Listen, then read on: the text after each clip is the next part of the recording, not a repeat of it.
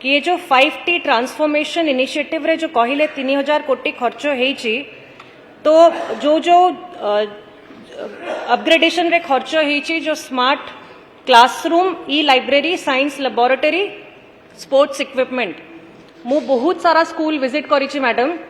School रे computer teacher नहांती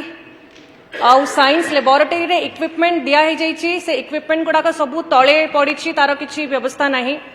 तो यार ठीक भाव में यूटिलाइजेशन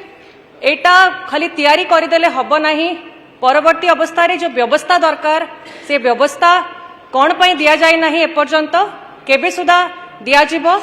आउ जो एनरोलमेंट रो उत्तर आसीछि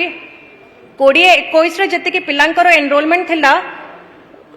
23-24 रे बहुत जगह रे कमी जाइछि समीक्षा तामने ड्रॉप आउट मध्ये होउचंती तो ओडिया मीडियम स्कूल रो व्यवस्था आपण केमिति बढ़ेबे जो माध्यम रे पिला माने ओडिया मीडियम स्कूल रे बेसी एडमिशन नेबे इंग्लिश और अलगा स्कूल्स को जिबे नहीं मान्यवर मंत्री मान्यवर बाचस्पति महोदया वर्तमान जो 5T ट्रांसफॉर्मेशन ऑफ स्कूल रे जहाँ जहाँ इक्विपमेंट गुड़ाक स्कूल मानक जोगाई दिया जाइछि वर्तमान जमती कि कहले कंप्यूटर वर्तमान कंप्यूटर पाए आमर एक्जिस्टिंग टीचर जो अच्छी से एक्जिस्टिंग टीचर को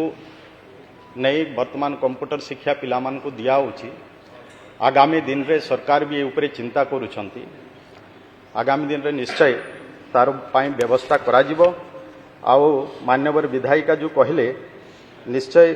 जो एनरोलमेंट कथा जदि चिंता करा जिवो 20-21 रे आमर सेथिरे 20-21 रे थिला 21,09,796 एवं 20-23-24 रे 21,10,493 प्राय 697 एनरोलमेंट जो देखा जिवो एथिरे ग्रोथ होईची आउ आगामी दिन रे आम विभाग तरफ भी अनेक गुड़ाए निष्पत्ति भी होची जेमती कि ड्रॉप आउट संख्या बढ़िबो नाही केमती ड्रॉप आउट कमिबो आ पाई भी आम विभाग चिंता करुछंती वर्तमान जदि देखा जिवो शिक्षक रो अभावी कथा वर्तमान आमे सरकार रे आसला परे आमे शिक्षक भी अनेक नियुक्ति दे सारीचे वर्तमान आमर 18,700 आमे शिक्षक नियुक्ति देइछे एवं नॉन टीचिंग स्टाफ 73 जन एमिति आगामी दिन में शिक्षा क्षेत्र में केमती परिवर्तन आसीबो ता पाई भी आम विभाग संपूर्ण सचेतन अछंती एवं आम सरकार आमर मान्यवर मुख्यमंत्री सबुबेले शिक्षार विकास केमती हबो ता पाई अनेक नुआ नुआ पदक्षेप निया होछि। धन्यवाद।